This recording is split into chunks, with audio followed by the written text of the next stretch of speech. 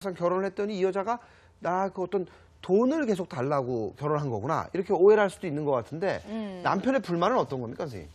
네, 남편은 보면 아이가 아빠로 나를 인정 안 해주는 것 같다. 이제 큰아이가 왜 그러냐면 지금 한창 사춘기예요. 그러겠죠. 네네, 중학교 1학년이고 뭐 이러기 때문에 초등학교 5학년 때부터 왠지 아빠하고 약간의 거리감이 좀 느껴지고 이제 그리고 이제 그 시기가 사실은 이제 그 여성으로서의 어떤 제2의 호르몬이라든지 뭐 이런 게 성장하는 시기이기 때문에 네. 아빠하고의 어떤 그 막 부둥켜 안고 뭐 이런 거를 조금 멀리해요. 그러다 보니까 얘가 나를 아빠로 인정 안 해주는구나 이런 이제 상처를 가지고 있고요. 그리고 이제 두 번째는 아내가 너무 게으르다고 이야기를 하세요. 네. 근데 이 아내는 사실 쉴 틈이 없어요. 제가 이렇게 가만히 이제 시간 배정들을 보면 직장에 나가신다면서요? 예, 또 맞벌이시고. 직장도 예, 그리고 이제 집에 들어오면 또 작은 아이가 있고 또 이 큰 아이도 돌봐야 되기 때문에 그래서 이 남편이 가장 이 불만이 설거지 개수구에 가면 설거지가 안 돼 있다라는 거예요. 그러니까 설거지가 안 돼 있고 청소가 안 돼 있다. 그러니까 집에 오면 나도 좀 쉬고 싶은데 좀 지저분하다. 그러니까 아내가 게으르다고 이렇게 표현을 하세요.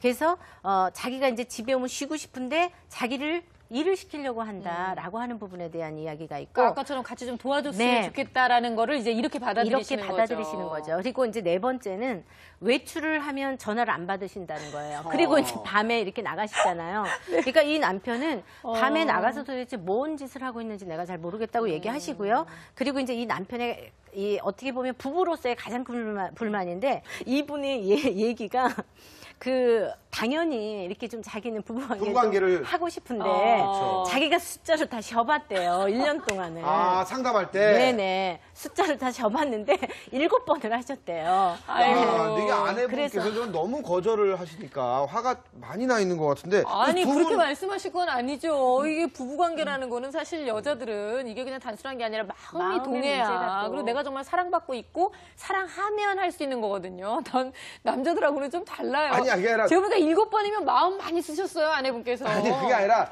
맥주 같은 거를 드시면서 네. 그 통닭을 시키고 드라마 같은 거 보시다가 맥주가 이렇게 좀 얼굴이 빨개지면은 부부관계를 할 수도 있는 거 아닙니까? 아내분께서 너무 이성적으로. 우리 김생민 시대는 그렇게 맥주하고 치킨이면 다 되는구나. 아니, 알았어요. 부럽네요. 네. 두 분의 갈등은 어느 정도까지 와 있습니까, 지금? 그래서 심오하게. 예, 왜 내가 재혼을 했는지 모르겠다. 이럴 줄 알았으면 하지 않았어야 되는데 그렇죠. 라고 이제 예. 많이 후회를 이제 하고 있는 부분들이 있었고요.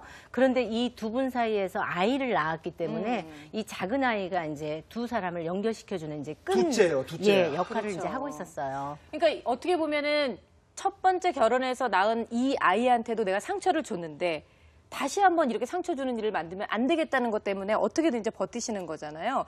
이게 보면 누구나 다 좋은 부모가 되고 싶고 좋은 아내, 좋은 남편 다 되고 싶은 마음은 있는데 이게 항상 어려운 부분이 되는 것이 그 걸림돌 또 장벽이 되는 게 아이 문제가 아닌가 싶어요, 선생님. 네네. 자녀 문제가 재혼 가족에서는 어떻게 보면 가장 큰 문제라고 할 수가 있는데 이 좋은 엄마, 좋은 아빠가 되기 위해서 재혼을 한다라고 하는 경우가 이제 간혹가다 볼 수 있거든요. 그렇죠. 예. 이거는 굉장히 이제 주의해야 할 사항이에요. 아, 굉장히 고민을 많이 하고 선택해야 되는 상황이군요. 네. 아니 왜냐하면 그 누구도 자기의 행복을 위해서 결혼을 하지 상대방의 아이를 키워주기 위해서 결혼하는 사람은 없어요. 그렇죠. 그건 아니죠. 그렇게 내가 생각하면 행복하기 큰일이군요. 위해서 결혼을 네. 하는 거니까. 그렇기 때문에 부부로서의 중심으로 부부가 더 많이 친밀감을 얻으면서 네. 아 우리가 이 정도면 우리 둘이 굉장히 탄탄하게 안정감 있게 가정을 꾸릴 수 있겠구나라고 하는 마음으로 이제 시작이 되셔야 되는 게 중요하고요. 그리고 재혼 가족에서의 이런 자녀 문제들은 사실 우리가 그 어떤 예견되어지는 돌발 상황들이라든지 네. 아니면 아이들이 문제가 일어날 수 있는 여러 가지 상황들을 우리가 이렇게 짚어볼 수가 있어요. 미리. 그래서 이러한 부분은 충분히 남편과 아내가 예상답을 좀 만들면서 이런 경우에 우리가 어떻게 하면 좋아? 네. 그리고 당신이 이럴 때 아빠 역할을 어떻게 하면 좋지? 내가 어떻게 하면 좋을까? 네. 여기에 대해서 충분히 대화를 하셔야 돼요. 여기 이렇게 하실 때에도 부부로서의 친밀감을 확보하신 후에만 네. 이게 이제 가능합니다. 그래야지만 아 내가 이 집의 아이를 키워주는 사람인가 아니면 뭐 내가 돈 버는 기회인가 뭐 이런 생각이 안 들을 수 있어요. 네네. 그래요. 네. 아까 화면에서 사실 실제적으로는 저 화면에 큰 딸이 고등학생이고 둘째가 4살이라고 이렇게 나이 차이가 나잖아요. 중학교 1학년, 1학년? 그다음에 4살. 네. 야, 중학교 1학년 4살. 나이 차이도 많이 나는데 큰 딸은 진짜 아빠가 보고 싶다 그러고 둘째는 우리 둘 사이에서 나온 진짜 애기고.